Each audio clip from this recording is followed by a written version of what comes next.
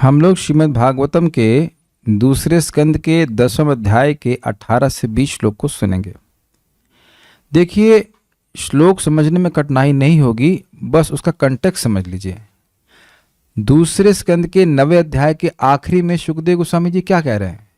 आपने हे परीक्षित महाराज जो यह पूछा कि विराट पुरुष से लोक लोकांतर की सृष्टि कैसे होती है, उसका उत्तर मैं चतुश्लोकी भागवतम के विस्तार के वर्णन के द्वारा दूंगा, जो चतुश्लोकी भगवान ने ब्रह्मा जी को कही थी, ब्रह्मा जी नारद जी को। ये बात याद है आपको?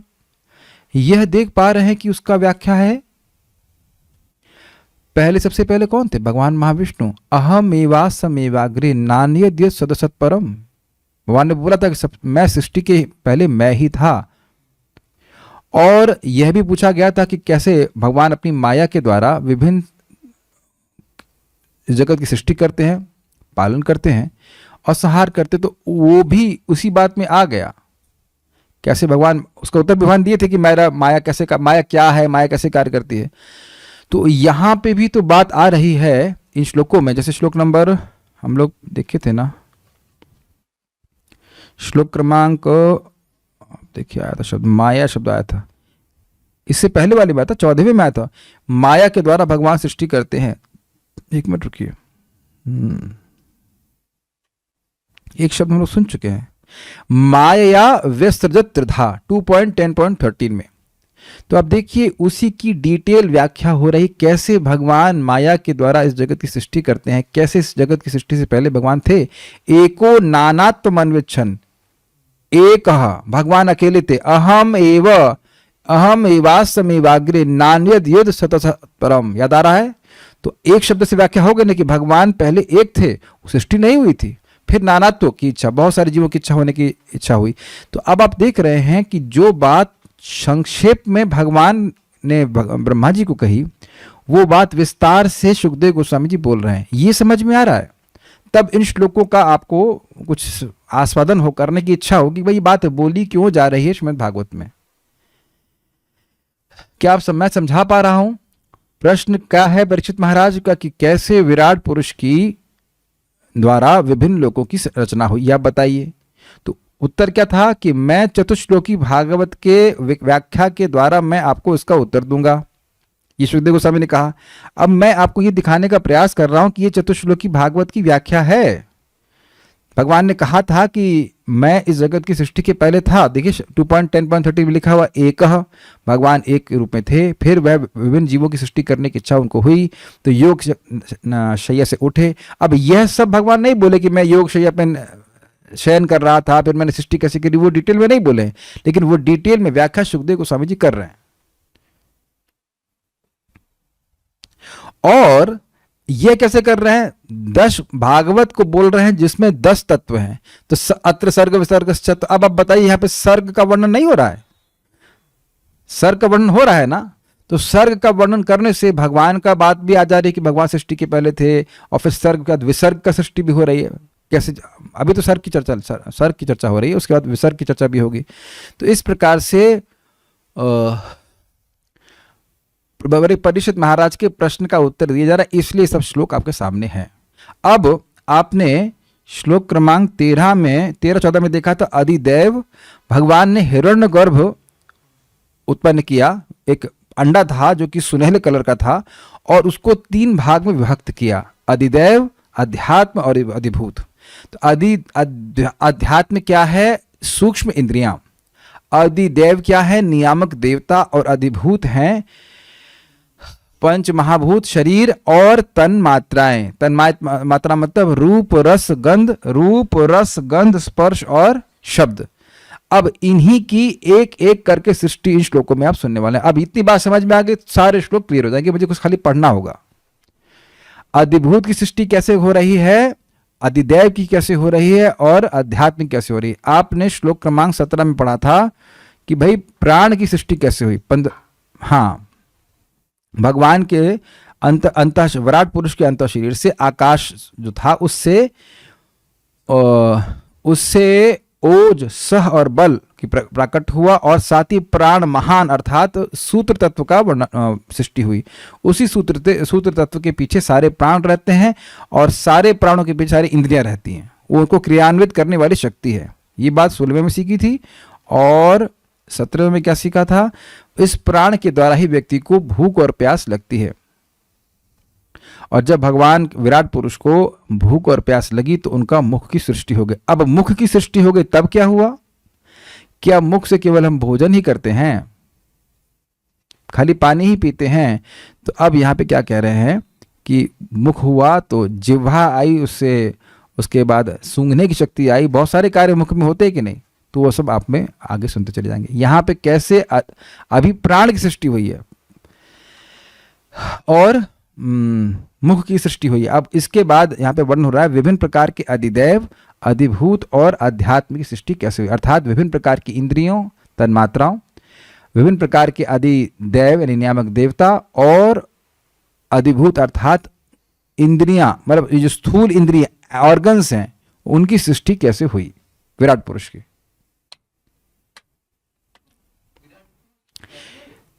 विराट पुरुष का धारणा तो मटेरियल ही है ना। विराट पुरुष धारणा क्या है? जो 14 लोक हैं उन्हीं को मान लिया था कि विराट पुरुष है। तो मान लिया था कि एक व्यक्ति है, और वह भगवान से अभेद करके माना जाता है, क्योंकि भगवान की शक्ति है। यद्यपि भगवान पूरी तरह से दिव्य है, विराट पुरुष की धारणा यद्यपि भौतिक है, लेकिन किन लोगों के लिए? जिनकी चेतना भौतिक है, वो भगवान को विराट पुरुष के अलावा कहीं ध्यान ना कर ही नहीं सकते। तो वह संबंध क्योंकि भगवान से है कहीं ना कहीं, विराट पुरुष आया कहां से? भगवान से आया। इसलिए वह संबंध होने से जीवात्मा शुद्ध होता है धीरे धीरे। देखिए इस बात को अब आप सुने हैं तो 1.3 कैंटो 1 चैप्टर 3 में विभिन्न अवतारों का वर्णन हुआ। तो वहां अंत में प्रश्न आया कि भाई विराट पुरुष का वर्णन अवतारों में क्यों नहीं हुआ? तो वहां बताया गया क्योंकि विराट पुरुष की धारणा भौतिक है, वह दिव्य नहीं है। भगवान के अन्य अवतार जो आते हैं, नारद जी, वो सब कुछ दिव्य हैं, लेकिन विराट पुरुष की धारणा वस्तुतः काल्पनिक है, लेकिन उसका संबंध भगवान से है। तो प्रकृति के तत्वों की सृष्टि कैसे हुई? भगवान के द्वारा ही हुई, लेकिन उसको ऐसे समझा रहे हैं कि भाई विराट पुरुष का ये हुआ वो हुआ, ऐसे करके समझा रहे हैं। इस प्रकार से व्याख्या है। मेरे पीछे बोलिए। मुखतस्तालु निर्भिन्नम जिह्वा तत्रोपजायते। मुखतस्तालु निर्भिन्नम जिह्वा तत्रोपजायते। ततो नाना रसो जज्ञे जिह्व्या योधिगम्यते। ततो नाना रसो जज्ञे जिह्वया योधिगम्यते। मुखतस्तालु निर्भिन्नम जिह्वा तत्रोपजायते। मुखतस्तालु निर्भिन्नम जिह्वा तत्रोपजायते। ततो नाना रसो जज्ञे जिह्व्या योधिगम्यते। ततो नाना रसो जज्ञे जिह्व्या योधिगम्यते। मुख से तालु प्रकट हुआ था। मुख क्यों प्रकट हुआ था? यस, भूख और प्यास लगी थी, तो अब मुख चाहिए। अब अच्छा, भूख और प्यास क्यों लगी थी? क्योंकि अरे वाह, सब याद है आपको, वेरी गुड। इंग्लिश में क्लास आप शुरू कर दीजिए। Very good. तो मुख जो है इसलिए प्रकट हुआ क्योंकि प्राण प्रकट हुआ। प्राण की फंक्शन होता है भूख और प्यास, तो उस कारण से मुख प्रकट हुआ। अब मुख प्रकट हुआ तो फिर उसके बाद मुख से तालु प्रकट हुआ। तालु समझते हैं? Is your upper portion. आप लोग अच्छे समझते हैं, बायोलॉजी खूब पढ़े होंगे। तो ये पायलट बोलते हैं, वहां प्रकट हुआ। वह हमारी जीवा का अधिष्ठान, अधिष्ठान मतलब स्थान। जीव कहाँ है? तालु के स्थान पे, इसलिए बोल रहे हैं। मुख से तालु प्रकट हुआ और फिर जीभ भी उत्पन्न हुई। इन सब के बाद विविध स्वादों की उत्पत्ति हुई, जिससे जीव उनका स्वाद दे सके। देखिए जिह्वा यहाँ पे रसन इंद्रिय की बात हो रही है, सूक्ष्म। अभी डिटेल में समझाऊंगा। मुखतः मतलब मुख से, तालु यानी रसनेन्द्रिय का अधिष्ठान तालु। रसन इंद्रिया, रसन का मतलब होता है स्वाद लेने वाली इंद्रिय। जीव 2 प्रकार से कार्य करती है। जब वह रस लेती है तब कैसे कार्य कर रही है? ज्ञान इंद्रिय की तरह। रसन इंद्रिय लेकिन ज्ञान इंद्रिय। और अब जब वो बोल रही है तब कैसे कार्य करती है? कर्मेंद्रिय, उसको कहते हैं वाक। तो 2 प्रकार से कार्य करती है। जीव बड़ी विशिष्ट है। तो तालु, ये जो अंदर का तालु है वह उसका अधिष्ठान है। जीव को आप फिजिकल रूप में मत देखिए। कहने का आशय यह है कि जो बोलने, रस चखने की शक्ति है, जैसे एक भक्त हैं तो बता रहे थे कि उनको नाक में सूंघने की शक्ति नहीं है, नाक बिल्कुल बढ़िया दिख रही है, लेकिन जो उसकी ग्राहक शक्ति वह अलग है उससे। मैं समझा पा रहा हूं इस बात को? जैसे ये कैमरा है, कैमरे का लाइट आंख वाँख दिख रही है, लेकिन इसकी ग्राहक शक्ति इसके फिजिकल मतलब जो सिस्टम है उससे थोड़ी डिफरेंट है। ऑल्दो वो भी फिजिकल ही है, लेकिन वो कुछ डिफरेंट है। सॉफ्टवेयर और हार्डवेयर की बात मैं करता हूँ। जैसे लैपटॉप का हार्डवेयर है और एक सॉफ्टवेयर है, तो जो सॉफ्टवेयर है वो सूक्ष्म है, तो जो रसनेंद्रिय है वो सूक्ष्म है। तो जो सूक्ष्म इंद्रिय वो क्या है? बोलो जल्दी से बताओ। अध्यात्म। बार बार बोलेंगे याद हो जाएगा। सूक्ष्म इंद्रिय मतलब अध्यात्म। तो तालु क्या है? रसनेंद्रिय का अधिष्ठान, तो ये हो गया अधिभूत। तालु है अधिभूत, लेकिन जो जिह्वा है वो हो गया अध्यात्म। निर्भिन्नम मतलब उत्पन्न हुआ उससे। देखिए उत्पन्न हुआ मतलब प्रकट हो गया, अलग हो गया। निर्भम नितराम भिन्न, अलग दिख रहा है कि तालु भी प्रकट हो गया। मुख है हमारा, लेकिन तालु से कुछ अलग दिख रहा है कि नहीं? अलग वस्तु है। तत्पश्चात तालु से जिह्वा यानी रसन इंद्रिय। जिह्वा का अर्थ ये अपनी जीभ मत देखिए बुलाइएगा। जो डॉक्टर बोलता है जीभ दिखाओ, कर देते, तो वो वाली जीभ नहीं बोल रहे हैं my dear devotees. This is रसन इंद्रिय, सूक्ष्म सॉफ्टवेयर हमारे जीव का। अगर कहें तो जीव का वह सॉफ्टवेयर जिसके द्वारा आप रस ग्रहण करते हैं। कभी कभी कुछ लोगों की जीभ ठीक होती है, लेकिन स्वाद लेने की क्षमता समाप्त हो जाती है। अपने ही जीवन में देख लीजिए, बुखार के समय भोजन का स्वाद नहीं समझ में आता है, बिल्कुल नहीं अच्छा लगता है कि नहीं? अच्छा, एक और आप देखिए, कुछ अद्भुत है ना, सब्जी अलग एक ही प्रकार की मतलब हो भी तो अलग अलग स्वाद उसमें आता है। तो वो सब रसनेंद्रिय के कार्य है, वो सूक्ष्म है। हम जीभ की बात नहीं कर रहे। जो फिजिकल जीभ है वो तो गोलक है। मैं बार बार रिपीट कर रहा हूं, जीभ समझ के आप गलत समझेंगे। अब मैं यहां नहीं बोलूंगा कि अपनी जीभ दिखाओ, लेकिन ये जीभ नहीं है। जिह्वा का अर्थ यहां पे रसन इंद्रिय है, जो उसका सूक्ष्म रूप है। तालु जो है वो उसका अधिभौतिक स्वरूप है। मतलब बेसिकली तालु जीभ का वो सब कुछ जोड़ लीजिए उसमें। Is that okay? ऑब्वियसली हम तालु से टेस्ट नहीं करते हैं। तालु प्रकट हुआ वो जो अब मैं जीभ नहीं दिखाना चाहता, हमारा समझ रहे हैं आप। जीभ फिजिकल जीभ जो है आपकी, वो उसकी बात वो सब जोड़ लीजिए उसमें, अधिभूत। हाँ, तालु से निकला है, लेकिन आप मेरी बात समझने का प्रयास कीजिए। यहां जिह्वा का अर्थ रसनेंद्रिय है, ये जीभ नहीं है। जीभ तो गोलक है, जैसे ये आंख कहेंगे, ये आंख है, लेकिन ये आंख वास्तुतः इंद्रिय नहीं है। ये आंख तो गोलक है, सॉकेट इसे कहते हैं, फिजिकल। इसको अधिभूत कह रहे हैं। और इसके पीछे एक सॉफ्टवेयर है जिससे आंख देखती है, तो उसको हाँ उसकी ग्राहक शक्ति कह लीजिए, वह है। ये पहली बार नहीं बताया जा रहा है, शायद पहली बार समझ में आ रहा। तालु का मतलब क्या है? हे भगवान, तालु का मतलब मुंह खोल खोल के बताया। ये अंदर वाला भाग जो होता है, ऊपर वाला भाग, उसको तालु कहेंगे। अब बच्चों को तालु भी नहीं पता है। नेट पे सर्च करो तालु क्या होता है। मम्मी से पूछो तालु क्या होता है। मम्मी तुमको ये भी सिखाया तालु क्या होता है? What is this? कोई बात नहीं, पूछ लिया। तालु मतलब ऊपर का मुंह का अंदर वाला भाग। बेसिकली तालु के उपलक्षण से ऊपर वाला भाग, नीचे वाला भाग सब जोड़ लेना चाहिए। सोचना नहीं कि नीचे वाला भाग था ही नहीं, खाली ऊपर वाला भाग था। ओ, कह रही है कि मम्मी को भी नहीं पता। अच्छा अरे भाई, पैलेट नहीं समझती आप? PALLETTE है ना, यही होना है पैलेट बोलते। सॉरी, PALATTE, बट TE होता है। PALATE होता है, वो प्लेट होता है। वट एवर, PALATTE, हम अंग्रेजी में गड़बड़ नहीं है, ठीक है, पैलेट होता है। सर्च कर लो नेट पे। ओके, समझ में आ गया? तो ये बात है। देखिए, एक एक शब्द को समझना जरूरी है, ये भक्ति है। जीवा का मतलब जीव नहीं लेंगे आप लोग। जीवा का मतलब रसनेंद्रिया। तो ये क्या हो गया? ये आध्यात्म सृष्टि हुई। उपजायते मतलब प्रकट होती है। तथा उसके पश्चात नाना रस, विविध रस। रस का मतलब हो गया तन मात्रा, रस तन मात्रा। उसके विविध प्रकार हो गए। तो अब रस तन मात्रा क्या है? अधिभूत। तथा उसके अधिष्ठात्र वरुण। नाना रस का मतलब हो गया, उससे वो ले रहे हैं, रस मतलब रस, और उसके नियामक देवता वरुण देवता। तो ये क्या सृष्टि हो गई? अधिदैव।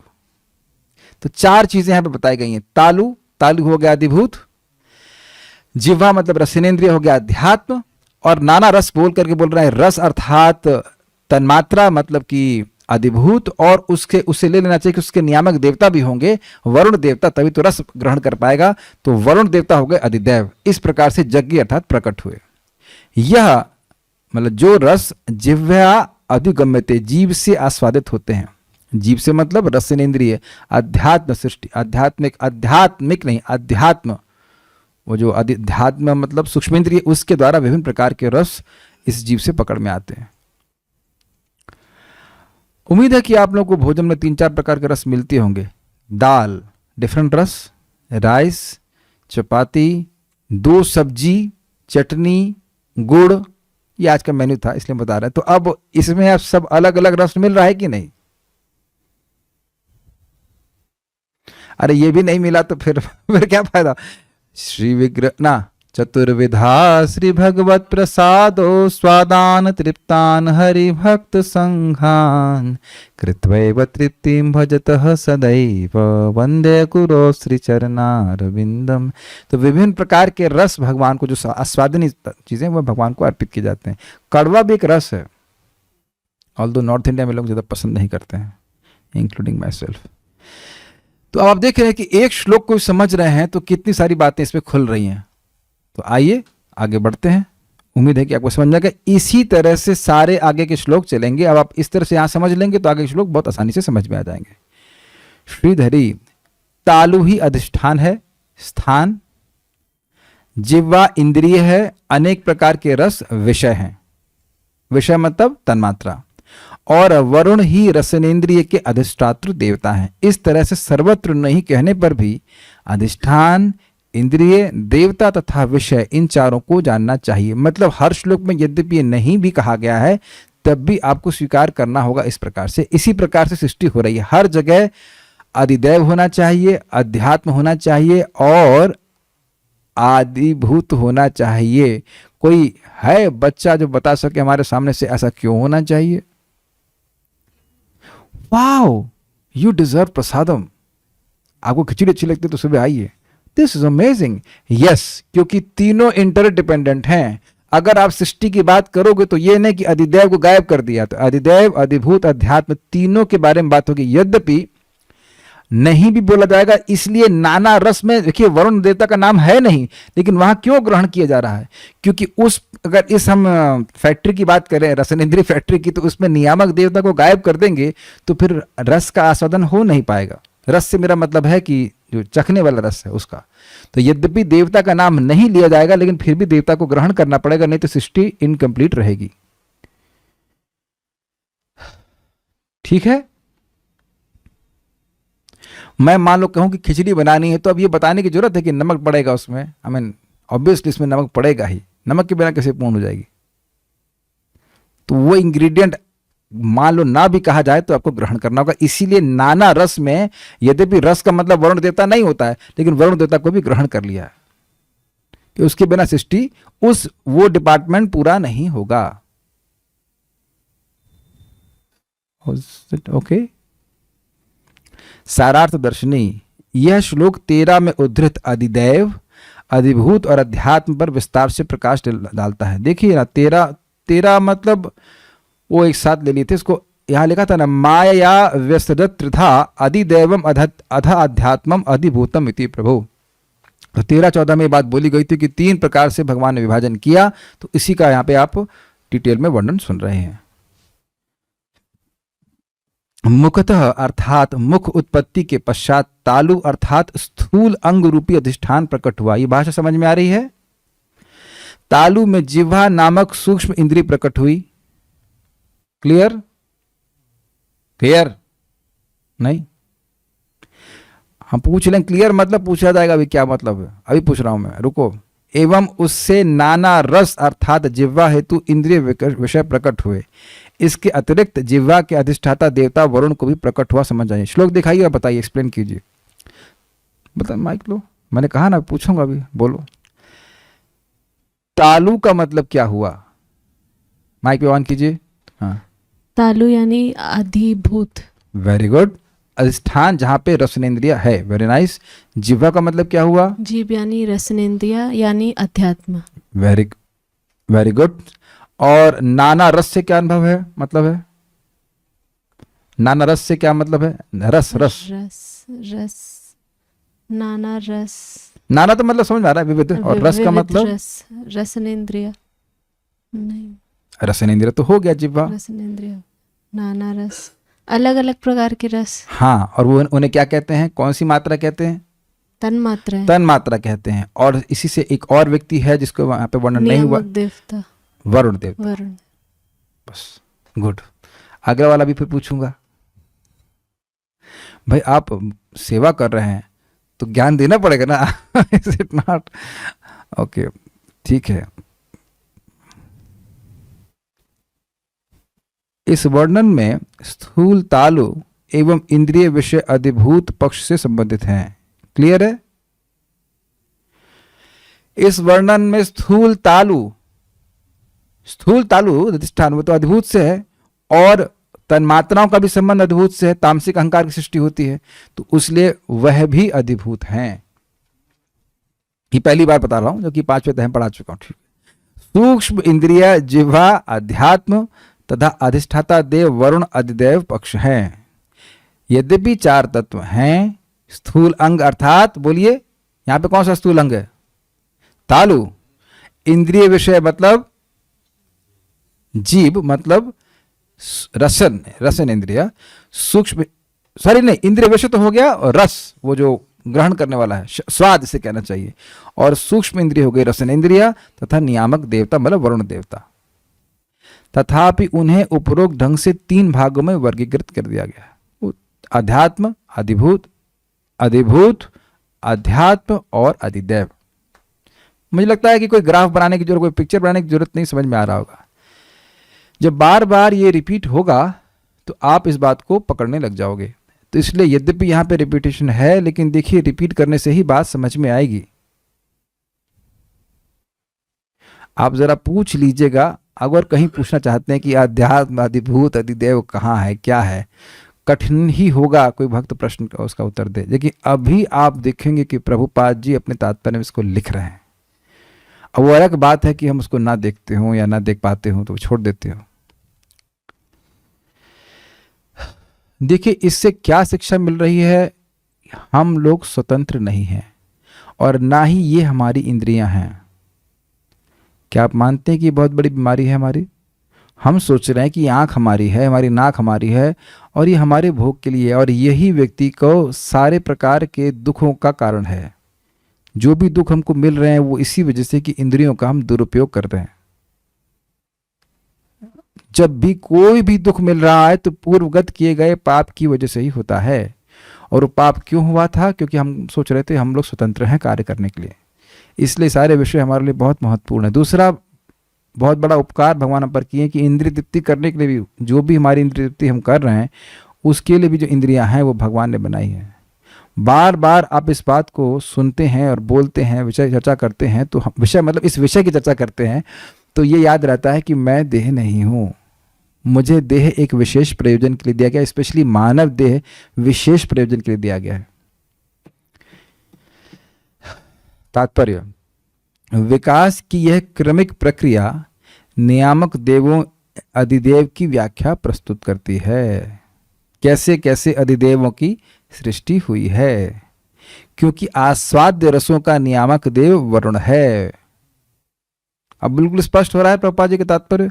अतः मुख जीव का आश्रय स्थल बन जाता है, जो विभिन्न रसों का आस्वाद करती है, जिनका नियामक देव वरुण है। इससे ऐसा लगता है कि जीव के साथ ही वरुण भी उत्पन्न हुआ, इसीलिए वहां पे नाना रस के संग जोड़ दिया गया।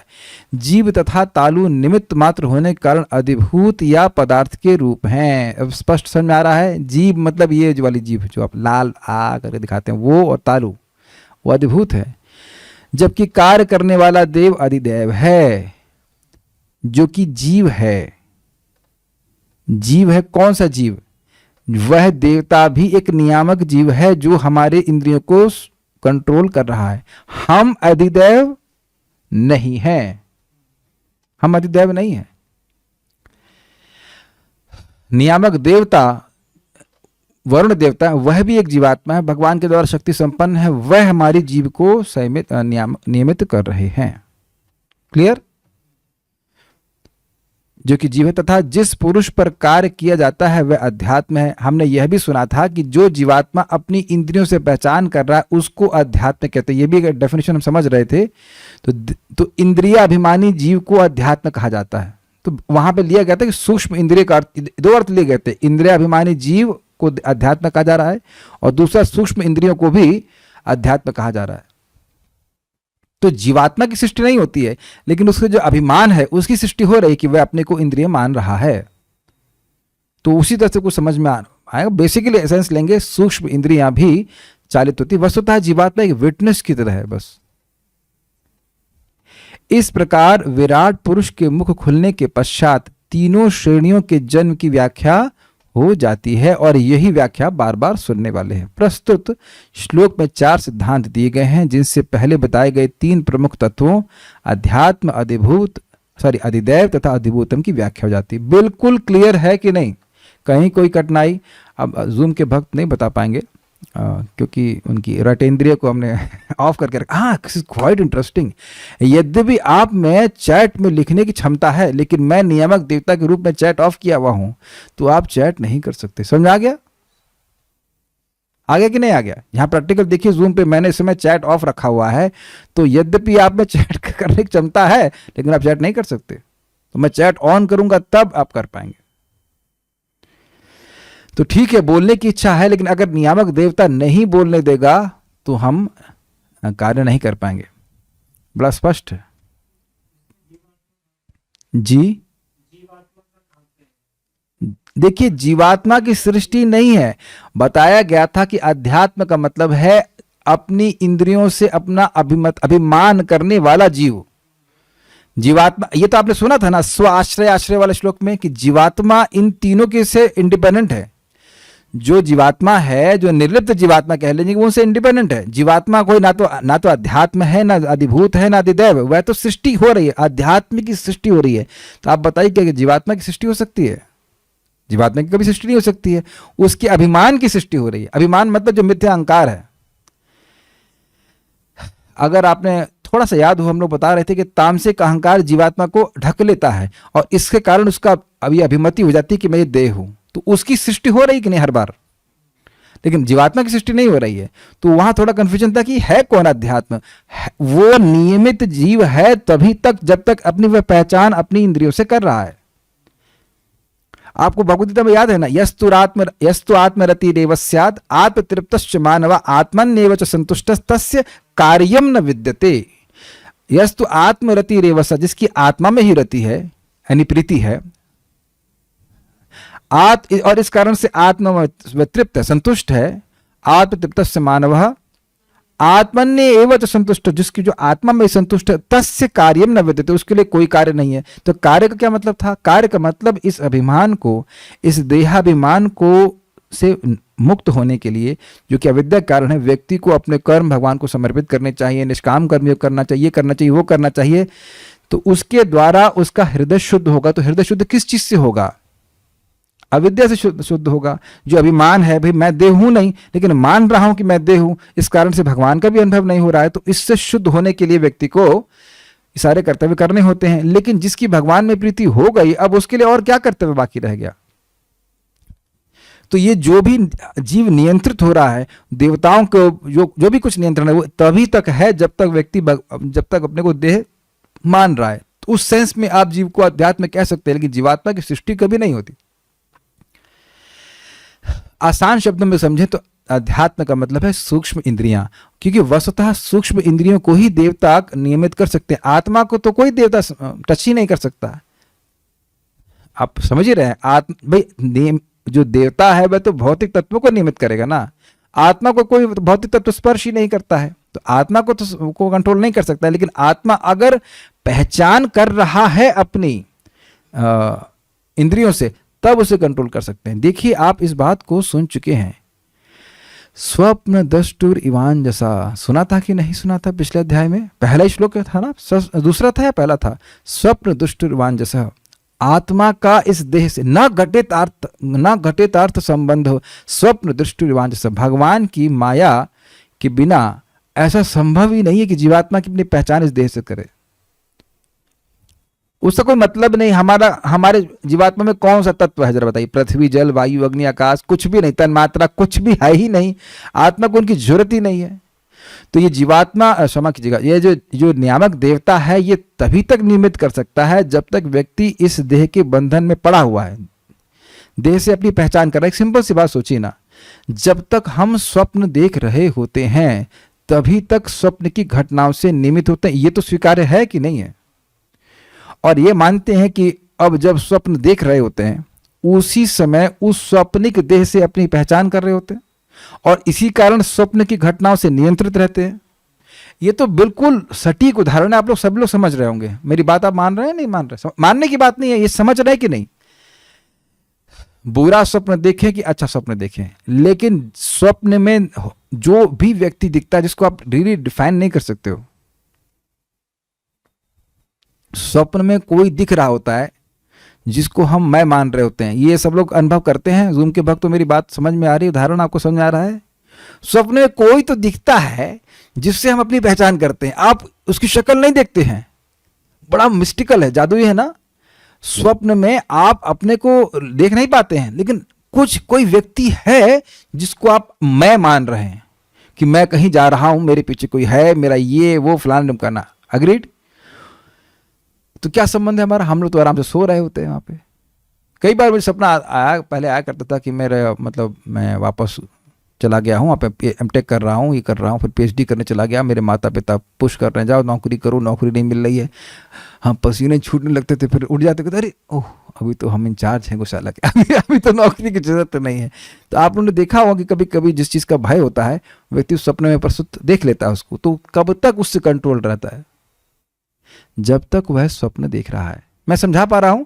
तो जीवात्मा का जगत से किसी भी वस्तु से, व्यक्ति से कोई संबंध नहीं है। वो तभी तक नियमित हो रहा है जब तक वह अपनी देह में, जिसका देह अध्यास बना हुआ, अपने को देह मान रहा है। तो इसीलिए वहां पे उसको अध्यात्म कहा गया था। और कैसे कंट्रोल किया जा रहा है? इंद्रियों के द्वारा। ये समझ में आ रहा है? अगर हम इंद्रिय संयम किए हुए हैं तो दुनिया का कोई व्यक्ति हमें कंट्रोल नहीं कर सकता।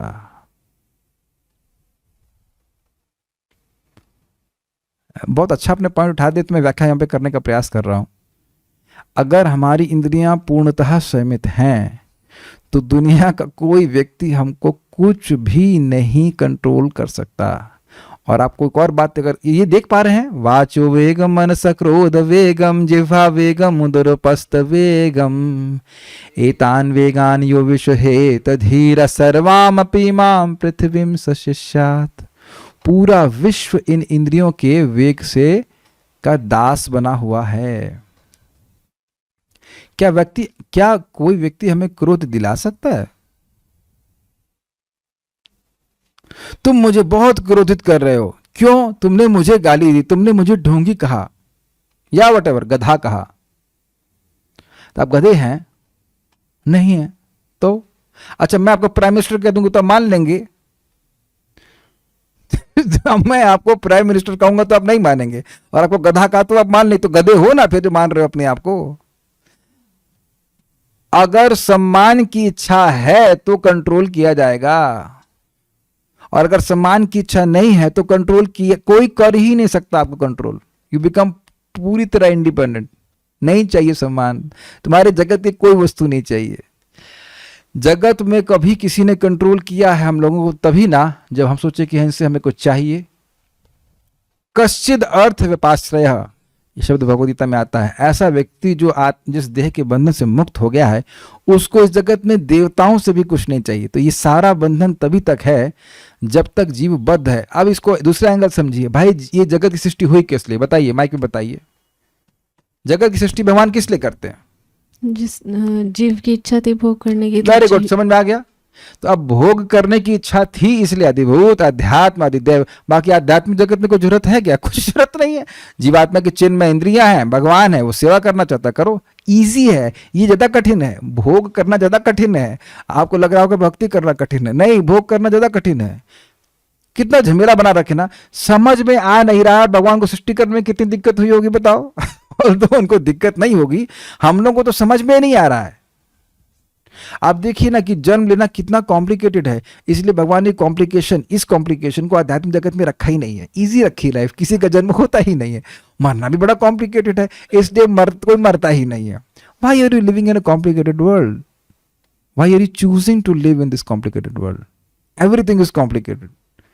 अगर आपको लग रहा है कि सृष्टि कॉम्प्लिकेटेड है, तो हाँ, कॉम्प्लिकेटेड है, क्योंकि हमारा दिमाग कॉम्प्लिकेटेड था कि भगवान से विरुद्ध चलना चाहते हैं, इसलिए भगवान को सब कार्य करना पड़ रहा है। भगवान का लाइफ इजी करो, चलो वापस, सिंपल। तो कुछ बात आपको समझ में आ रही है कि अध्यात्म का मुख्य अर्थ हम लेंगे सूक्ष्म इंद्रियां, वही आपस में इंटरडिपेंडेंट है। सूक्ष्म इंद्रियां, इंद्रियों के नियामक देवता, और अधिभूत यानी कि जो स्थूल उनका रूप। ओके, ठीक है। थके तो नहीं आप लोग? नहीं, थके हुए तो नहीं लग रहे हैं। Okay, so will take next श्लोक। अब अगला श्लोक आप लोग को समझना बिल्कुल केक वॉक जैसा लगेगा। यही बात अब दूसरी इंद्रिय के संबंध में हो जाएगी। अरे वो कहाँ चले गए? पानी तो है इसमें। अरे वो हमारे जल से ना धो दिया करे, वो चरणामृत होता है भाई। वो भैया भी उनकी गलती यही करते थे, ये भी गलती कर रहे हैं। वो धोने की जरूरत है। भाव तो अच्छा है उनका, लेकिन चरणामृत से ना धो दिया करे। हाँ, तब तो ठीक है।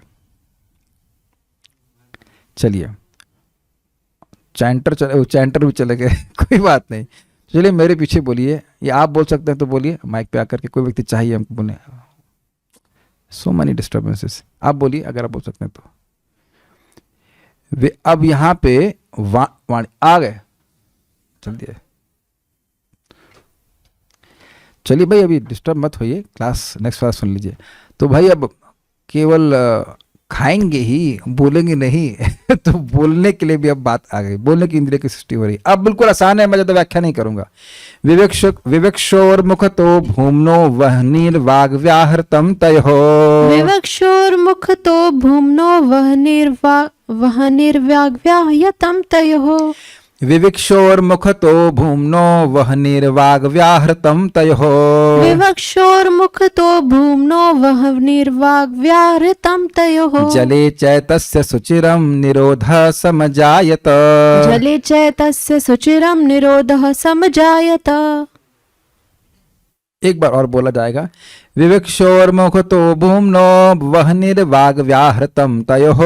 विवक्षोर्मुखतो भूम्नो वह्निर्वाग्व्याहृतं तयोः। जले चैतस्य सुचिरं निरोधः समजायत। जले चैतस्य सुचिरं निरोधः समजायत। जब परम पुरुष की बोलने की इच्छा हुई तो उनके मुख से वाणी गूंजी। कठिन नहीं है, एक बार बोलिए, हरे कृष्णा कृष्णा कृष्णा हरे हरे, हरे राम राम राम हरे हरे। ये हमने आपको जगाने के लिए नहीं बोला है, ये पहली लाइन समझाने के लिए बोला है। फिर चेक कीजिएगा, आपकी कुछ बोलने की इच्छा हुई और वाणी गूंजने लगी। फिर से बोलिए, हरे कृष्णा कृष्णा कृष्णा हरे हरे, हरे राम राम राम हरे हरे। मैं जो समझा पा रहा हूं आप लोग समझ पा रहे हैं? बोलिए हाँ, समझ आ गया? आपकी बोलने की इच्छा हुई तो वाणी गूंजने लगी कि नहीं? थैंक यू, बस इतनी बात समझाना चाह रहा था। फिर मुख से अधिष्ठाता देव अग्नि की उत्पत्ति हुई कि बोलने के लिए अग्निदेव की चाहिए। किंतु जब वे जल में शयन कर रहे थे तो ये सारे कार्य बंद पड़े थे। कौन? भगवान। हाँ, मतलब विराट पुरुष कह सकते हैं। मतलब अग्नि के बारे में नहीं बोल रहे कि अग्नि जल में शयन कर रहे थे। अग्नि देवता की सृष्टि भगवान की है। जब वो लेटे हुए थे आराम से, तब उनकी बोलने की कुछ इच्छा नहीं हुई। तो जब उनकी बोलने की इच्छा हुई तो अग्नि देवता की सृष्टि हुई। भूमना का मतलब होता है महान, बहुत बड़े। भूमना विवक्षः, जब विराट पुरुष की बोलने की इच्छा हुई तो ये शब्द कई बार आ रहा है। जिरक्षतः शब्द था, अर्थात भूख और प्यास, खाने की इच्छा। अब यहां पर विवक्षः, विविक्षा शब्द आपने सुना होगा। ये इसकी विविक्षा है, मतलब जो क्या बोला जा रहा है, व्याख्यान। तो जब उनकी बोलने की इच्छा हुई तो मुखतः वाक वहनी च तयो, उनके मुख से वाक, वाक मतलब शब्द, ये जो आप सुन रहे हैं वैखरी शब्द, वहनी और उसके अधिष्ठाता देवता अग्नि। पिछले श्लोक में देवता का नाम नहीं था, इस श्लोक में देवता का नाम है, तो हो या ना हो आपको ग्रहण करना होगा। च तयो, और तथा दोनों के द्वारा व्याहृतम वाणी की उत्पत्ति हुई। वाणी, अभी देखते हैं क्या होता है। एतस्य, इन सब का जल में सुचिरम दीर्घ काल तक निरोधा, अब समझ आया था, अवरोध बना रहा, मतलब भगवान सोते रहे तो वो कुछ बोलना नहीं चाह रहे थे। जस्ट इन केस भगवान खराटे नहीं मारते हैं, कहीं वही सोते समय भी तो खराटे मारता है ना, भगवान ऐसा नहीं करते, लक्ष्मी जी पास में रहती, डिस्टर्ब हो जाएंगे तो इसलिए वो खराटे नहीं मारते हैं। खराटे यहाँ दुनिया में आदमी मारता है सोते सोते, लेकिन भगवान नहीं मारते, वह चुपचाप रहते हैं। तो जब भगवान अब जागृत हैं तो वह अब बोलने की इच्छा रख रहे हैं। सृष्टि के संबंध में समझना होगा, वैकुंठ में तो भगवान निरंतर बात करते हैं, कोई कठिनाई नहीं है। श्रीधरी, उस विराट पुरुष की बोलने की इच्छा होने पर उनके मुख से ही अग्नि देवता, वहनी, वाग इंद्रिय, तो वाक मतलब वाग इंद्रिय मतलब अध्यात्म, वेरी गुड, और व्याहृतम अर्थात भाषण, अर्थात उन दोनों का उच्चारण व्यवहार, इन तीनों की उत्पत्ति हुई। उच्चारण मतलब अग्नि के देवता और वाग इंद्रिय जब जुड़ते हैं तो वाणी की उत्पत्ति होती है, मतलब बोला जाता है, शब्द बोला जाता है। शब्द मतलब अधिभूत, क्लियर, ठीक है। क्योंकि इंद्रिय तथा इंद्रिय के अधिष्ठात्र देवता के अधीन वाणी का व्यापार होता है, इस बात को इस श्लोक के द्वारा बतलाया गया। इसीलिए आगे जाके आप कई बार सुनेंगे कि कोई असुर भगवान को गाली दे रहा है, लेकिन सरस्वती देवी जो भी वाणी की देवी हैं, वह उस गाली का तात्पर्य कृष्ण के गुणगान के रूप में करते हैं। इसको सारस्वत अर्थ कहा जाता है।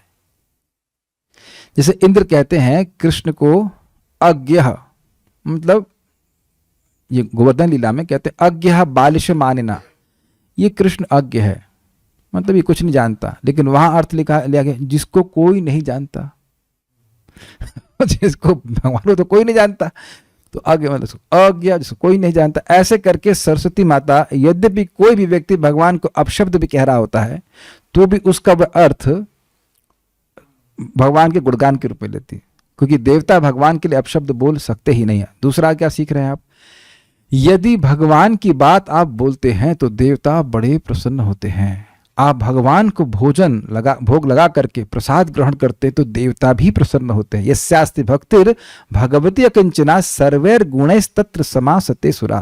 कोई भी व्यक्ति अपनी इंद्रियों को भगवान की सेवा में लगा रहा है, या कह लीजिए कि जो इंद्रियां उसको दी गई हैं उसे भगवान की सेवा में लगा रहा है, तो देवता उससे बड़े प्रसन्न होते हैं। इंद्रियों का व्यर्थ प्रयोग बहुत बड़ा पाप है, इसको प्रपात यहाँ पे समझाएंगे। अब देखिएगा तात्पर्य, विभिन्न इंद्रियों के क्रमिक विकास की विचित्रता की पुष्टि उनके अधिष्ठाता देवताओं से हो जाती है। अलग अलग देवता हैं, अलग अलग प्रकार की इंद्रियां हैं, अतः यह समझ लेना चाहिए कि इंद्रियों के कार्य परमेश्वर की इच्छा द्वारा नियंत्रित होते हैं, जो वह देवताओं के द्वारा नियंत्रित करवाते हैं।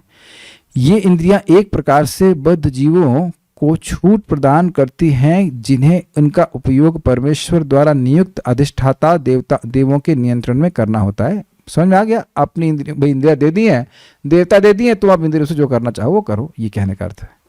जो इन विधानों का उल्लंघन करता है उसे निम्न स्तर के जीवन में गिराकर दंडित किया जाता है। दो तरह समझ लीजिए, जो इंद्रियों को इंद्रिय तृप्ति में लगाता है तो वह और ज्यादा अज्ञान से ढक जाता है, वह अपनी पहचान इंद्रियों से और अधिक करने लगता है और फिर वह निम्न योनि को जाता है। ऐसा नहीं है कि हम कुछ भी बोलेंगे, कुछ भी खाएंगे, कुछ भी देखेंगे, कुछ भी सुनेंगे और उसका बिल नहीं बनेगा। हर चीज की रिकॉर्डिंग हो रही, क्यों? क्योंकि अधिष्ठाता देवता के द्वारा कार्य हो रहा है। वो नहीं, यस, मैं आपसे कहूं कि ये बोतल वहां रख दो, तो आप इसकी साक्षी नहीं बन जाओगे कि ये आपने बोतल वहां पे रखी है। तो हम इंद्रियों से जो भी कार्य कर रहे हैं तो वह देवताओं के द्वारा संपादित हो रहा है। तो देवता तो देख ही रहा है ना कि कार्य कर रहे हैं, भगवान तो देख ही रहे हैं, देवता भी देख रहा है, इसी ने करवाया, इसने करवाया। तब नहीं, मैं तो नहीं किया, देवता ने किया, नहीं देवता ने नहीं किया है, तुम्हारी इच्छा थी, इसलिए भगवान देवताओं के द्वारा करवा रहे हैं उसको। और आशीर्वाद भी हमको उसी प्रकार से मिलता है। उदाहरणार्थ जीव तथा इसके अधिष्ठाता देव वरुण पर विचार करें। जीव खाने के लिए है और मनुष्य, पशु तथा पक्षी अपनी अपनी स्वतंत्रता के कारण अलग अलग स्वाद रखते हैं। एक मनुष्य तथा एक शूकर के स्वाद एक से नहीं होते, किंतु जब विशिष्ट जीवात्मा विभिन्न गुणों के अनुसार कोई स्वाद विकसित कर लेता है तो अधिष्ठाता देव उसे विशिष्ट प्रकार का शरीर प्रदान करता है। किंतु यदि विवेकहीन होकर मनुष्य शूकर की भांति स्वाद विकसित करता है तो उसे अगले जन्म में शूकर का शरीर मिलता है। शूकर मतलब सुअर। शूकर सभी प्रकार का भोजन स्वीकार करता है, यहाँ तक कि विष्ठा भी खाता है। अतः जो मनुष्य बिना विचार किए, बिना विचारे ऐसा स्वाद विकसित करता है, उसे अगले जीवन में निम्न जीवन बिताने के लिए तैयार रहना चाहिए। ऐसा जीवन भी भगवत कृपा ही है, क्योंकि बद्ध जीव ने जिस विशिष्ट प्रकार के भोजन का स्वाद चाहा उसे वैसा ही शरीर मिला। यदि मनुष्य को शूकर का शरीर मिले तो उसे भगवत कृपा ही समझनी चाहिए, क्योंकि भगवान वैसी ही सुविधा प्रदान करते हैं। मृत्यु के पश्चात जो शरीर प्राप्त होता है वह अंधाधुंध यानी ब्लाइंडली नहीं, वरन परम नियंता द्वारा प्रदान किया जाता है। अतः मनुष्य को सचेत रहना चाहिए कि अगले जीवन में उसे किस प्रकार का शरीर मिलने वाला है। अविवेकपूर्ण गैर जिम्मेदार जीवन घातक होता है और सभी शास्त्रों की यही घोषणा है। जैसे लोग अब ये यमुना एक्सप्रेस वे में गाड़ी चलाते हैं तो गाड़ी चलाने की छूट है या नहीं है? है, बिना लाइसेंस के। चलो मान लीजिए लाइसेंस भी ले लिया, तो अब ऐसा तो नहीं कि 200 किलोमीटर प्रति घंटा की स्पीड से आप गाड़ी चला लेंगे। कुछ लिमिट लगा रखी है कि 100 से ऊपर नहीं चला सकते। तो आप देख रहे हैं कि हर जगह सुविधा दी जा रही है, लेकिन रूल भी पालन करना पड़ता है। तो आज की सभ्यता में ये एक बहुत बड़ी कठिनाई है कि भागवत तो लोग पढ़ते नहीं है, ऐसे भी नहीं पढ़ते। तो अब इंद्रियों को वह खुली छूट दे दिए हैं। आज संडे है, आज खाना बनाने का मन नहीं करता, आज हम होटल में खाते हैं, बहुत पुण्य इकट्ठा कर लेना, अब थोड़ा पाप खाते हैं। गीता 3:13 याद कीजिए, यज्ञ शिष्टाशिनः संतो मुच्यन्ते सर्वकील भिषय भुंजते तत्वघं पापा ये पचन्त्यात्म कारणात्। जो भगवान यज्ञ, भगवान विष्णु के उच्चिष्ट ग्रहण करते हैं, संत, वो संत कहलाते हैं। ध्यान दीजिएगा, जो भक्त है वो भगवान, उनको भक्त कहा जाता है। जो भगवान विष्णु का प्रसाद ही ग्रहण करते हैं उन्हीं को संत कहा जाता है।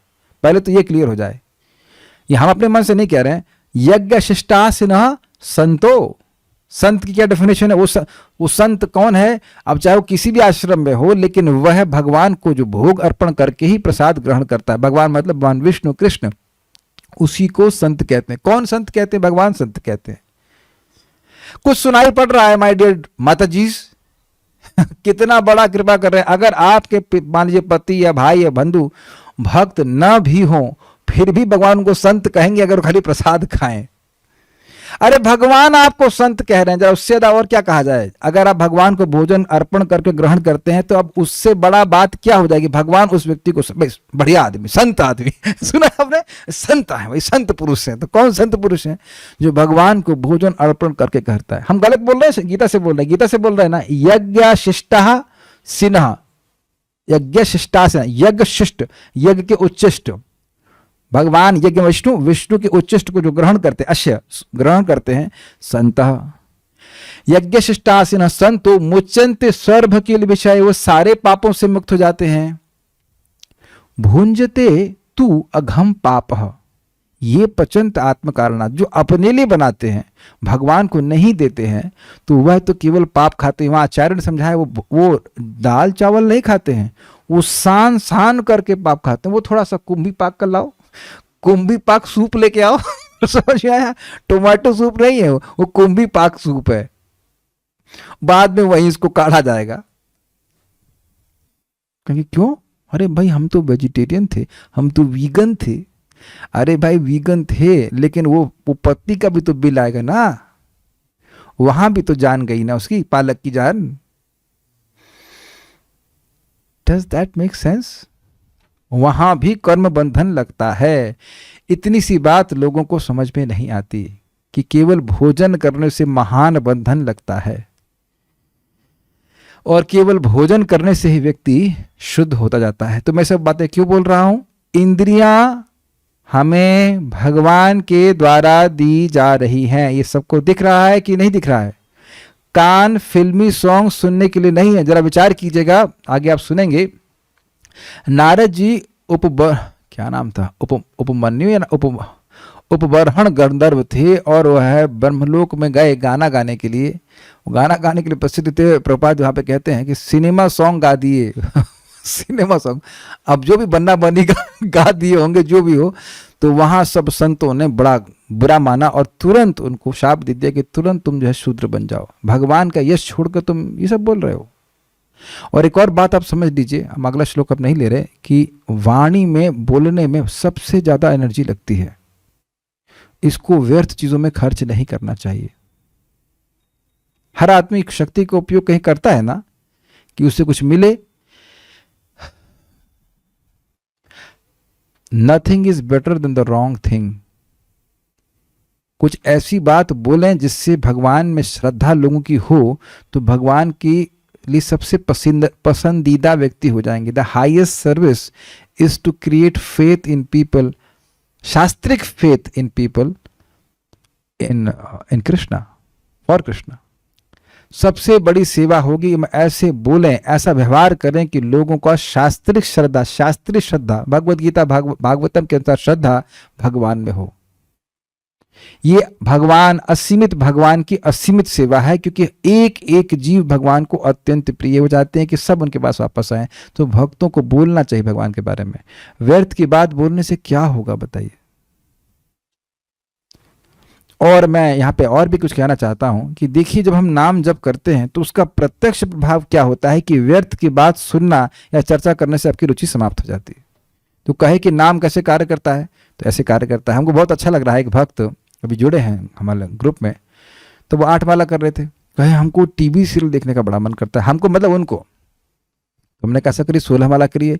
तो 2 दिन हुआ 16 माला कर रहे होंगे, शायद 1 दिन हुआ होगा। तो आज बोले आज हम केवल 20 मिनट देखिए बड़े खुश हुए, हम खाली 20 मिनट सीरियल देखे। क्योंकि जितना नाम जब करेंगे उतना ये फालतू की बातें, फालतू उनके जो फालतुत्व है, फालतू होने का गुण है, निरर्थक होने का गुण हमें प्रकाशित हो जाता है। अरे कुछ नहीं रखा है। आप एक और चीज़ आपको हम बताएंगे, सीक्रेट। मुझे लगता है कि आप सभी लोग जैसे शाम को क्लास में आते हैं तो कुछ अपलिफ्टेड महसूस करते होंगे, कुछ प्रसन्नता का अनुभव करते हैं। उसका रहस्य मुझे समझ में आया। रहस्य क्यों समझ में? आज माता जी की क्लास था, क्या नाम था उनका, उर्मिला माता जी की क्लास। तो बहुत सुंदर उन्होंने व्याख्या करी, बहुत सुंदर व्याख्या, बहुत सुंदर चीज मैंने सीखी भी। उन्होंने कहा कि भगवत गीता में बोलते हैं वादः प्रवदतामहम, बोलने वालों में वाद हूं। तो वाद का मतलब क्या है? वाद का मतलब जब बात की जाती है सत्य को जानने के लिए।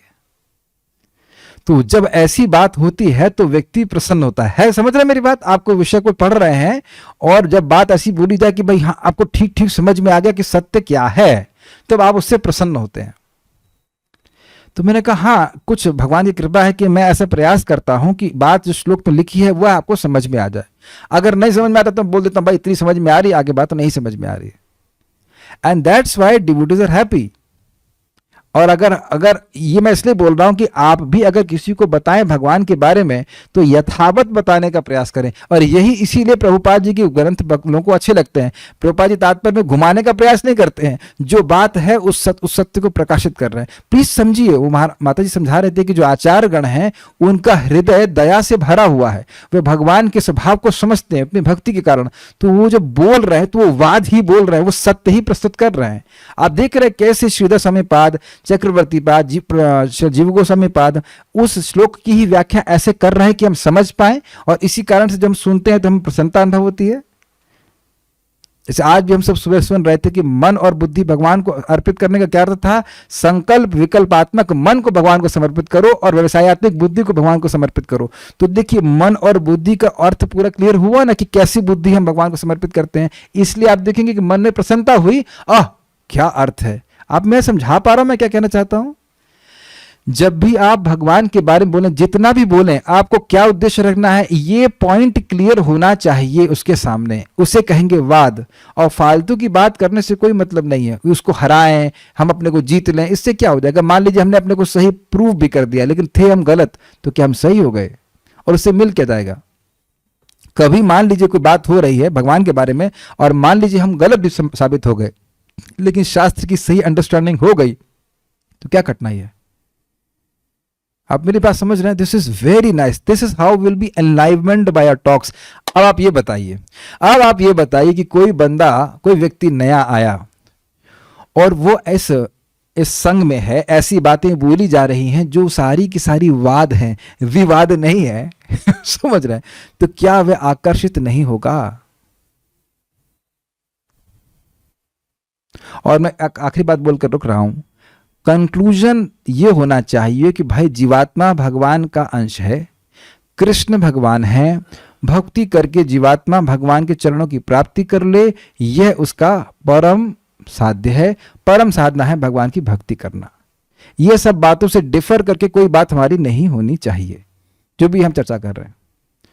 तो इसमें कुछ बात बोलना चाह रहा था, कैसे भगवान की कथा हम लोग को एनलाइवन करती है, बोलने वाले को भी एनलाइवनिंग होगी और सुनने वाले को भी इस प्रकार से होगी। It was a very nice point. मैं सारी बातें खाली शब्द पे बोल रहा हूँ, बोलने की बात पे बोल रहा हूँ कि किस प्रकार से मैं वाणी का उपयोग करना चाहिए। हितकारी होनी चाहिए, अच्छी लगनी चाहिए, सत्य होना चाहिए। सत्यम प्रिय हितम चयत, इस ये वाणी की तपस्या है और इससे भगवान प्रसन्न होते हैं। Will stop here, I just see if there some questions. यदि व्यक्ति अच्छा भोजन खा रहा है परंतु भगवान का प्रसाद नहीं, तब भी निम्न योनि को प्राप्त होगा। आपका क्या रियलाइजेशन है? हाँ जी, बिल्कुल होगा। अब वो चोर तो चोर ही है ना। कोई कहे कि भाई सोना नहीं चुरा रहा है लेकिन सोफा चुरा रहा है तो इस जगत में देखते हैं कि अब सब्जी चुराने वाले के भी डंडा पड़ता है ना।